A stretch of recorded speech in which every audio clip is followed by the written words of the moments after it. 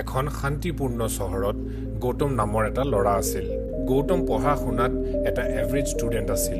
সি জীৱনত সফল হ'বলৈ বহুত সপোন দেখিছিল, কিন্তু এটা ডাঙৰ সমস্যাৰ সৈতে বৰ যুঁজিছিল। তাৰ জীৱনত অনুশাসনৰ অভাৱ আছিল, তাৰ লাইফত ডিচিপ্লিন নাছিল। সি প্ৰায়ে নিজৰ কামবোৰ অনাদৰ কৰিছিল আৰু এটা ৰুটিন মেইনটেইন কৰিবলৈ বৰ কষ্ট পাইছিল। ডাঙৰ ডাঙৰ পৰিকল্পনা কৰিছিল, কিন্তু গৌতমে কেতিয়াও একশ্যন লোৱা নাছিল। পঢ়া শুনা, এক্সাৰচাইজ কৰা বা নতুন কিবা স্কিল ডেভেলপ কৰা একো এফৰ্টছ দিয়া নাছিল। সি সদায় কৈছিল কাইলৈৰ পৰা আৰম্ভ কৰিম, কিন্তু সেই সময় কেতিয়াও নাহিল। মাক দেউতাক আৰু শিক্ষকে তাক ডিচিপ্লিন হ'বলৈ বহুত পৰামৰ্শ দিছিল, যদিও তেওঁলোকৰ কথা কেতিয়াও প্ৰভাৱ পেলাব পৰা নাছিল। গৌতমে ভাবিছিল যে ডাঙৰ এফৰ্টছ কৰিলেহে পৰিৱৰ্তন আনিব পাৰি, আৰু যিহেতু সেই ডাঙৰ পৰিৱৰ্তন সি বহুত কঠিন বুলি অনুভৱ কৰিছিল, সেইকাৰণে সি কেতিয়াও চেষ্টাও কৰা নাছিল। এদিন গৌতমে স্কুলৰ ওচৰত এজোপা গছৰ তলত বহি থাকোঁতে মিষ্টাৰ অনিল, যোন গৌতমৰ ক্লাছ টিচাৰ আছিল, তাৰ ওচৰলৈ আহি বহিলে। মিষ্টাৰ অনিল সেই চহৰখনৰ এক ৰেছপেক্টেড টিচাৰ আছিল। শিক্ষকজনে ক'লে, গৌতম, এক সফল জীৱনৰ ৰহস্য তুমি জানিব বিচাৰিছানে? গৌতম একদম ছাৰপ্ৰাইজড আৰু কিউৰিয়াছ হৈ ক'লে, য়েছ ছাৰ। শিক্ষকজনে ক'লে, ছাকচেছ এটা ডাঙৰ কাৰ্যৰ পৰা নহয়, সৰু সৰু ডেইলি হেবিটছৰ পৰা উপাৰ্য হয়। মই তোমাক এটা কাহিনী কওঁ, শুনা। এখন গাঁৱত এজন ফাৰ্মাৰ আছিল। এবাৰ তেওঁ নিজৰ গাৰ্ডেনত বাঁহৰ গুটি কেইটামান লগাইছিল। তেওঁ প্ৰতিদিনে পানী দি তাৰ বৰ যত্ন লৈছিল। এবছৰ পাৰ হৈ গ'ল, কিন্তু সৰু পুলি এটাহে ওলাল। 2 বছৰ পাৰ হৈ গ'ল, তথাপিও সৰু গছ এডালহে হ'ল।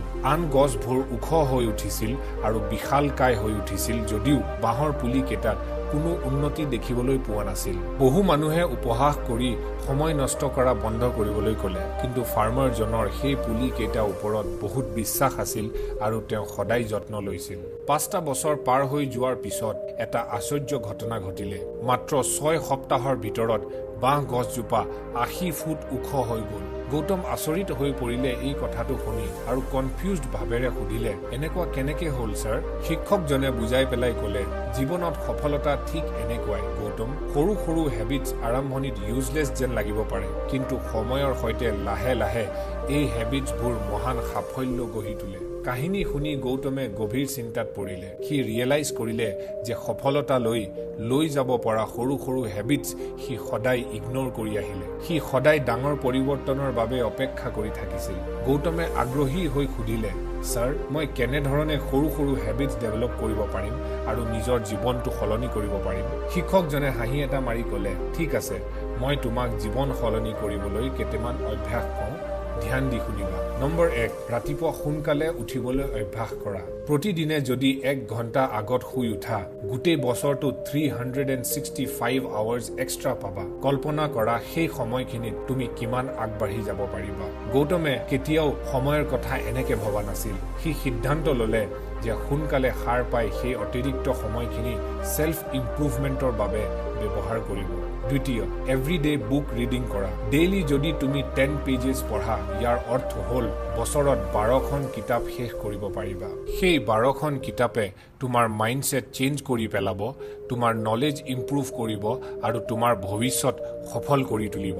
গৌতমে ষ্টৰিজ ভাল পাইছিল, কিন্তু সি ছেল্ফ ইম্প্ৰুভমেণ্ট কিতাপ পঢ়াৰ কথা কেতিয়াও ভবা নাছিল। সেই দিনাৰ পৰা গৌতমে অলপ সময়ৰ কাৰণে হ'লেও কিতাপ পঢ়িবলৈ আৰম্ভ কৰিলে। তৃতীয়, নিজৰ বাবে সৰু সৰু গ'লছ ছেট কৰা।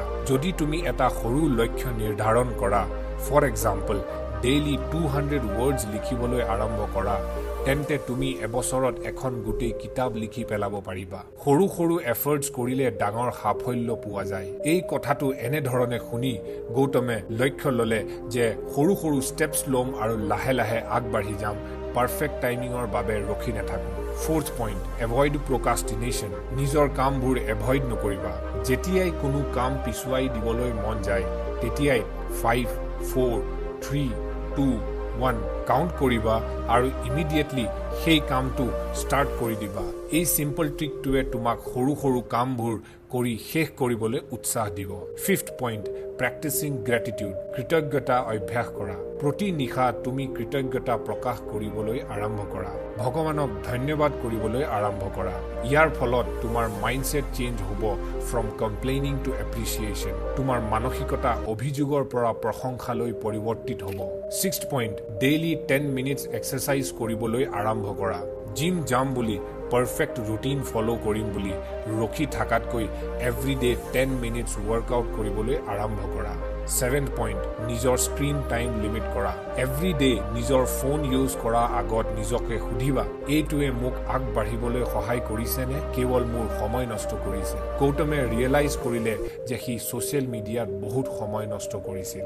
ইয়াৰ পিছৰ পৰা গৌতমে কেইমাহৰ ভিতৰত এই সৰু সৰু অভ্যাসবোৰ মানি চলিবলৈ ধৰিলে। প্ৰথমতে কেইদিনমান একো পৰিৱৰ্তন দেখিবলৈ পোৱা নাছিল আৰু সি বৰ নিৰাশ হৈ পৰিছিল। কিন্তু কিছু সময় পাৰ হৈ যোৱাৰ পিছত ইম্প্ৰুভমেণ্ট দেখিবলৈ আৰম্ভ কৰিলে। সি বহুত ফ'কাছড থাকিবলৈ ধৰিলে, তাৰ পঢ়া শুনা ইম্প্ৰুভ হৈ গ'ল আৰু সি আত্মবিশ্বাসেৰে ভৰি উঠিলে।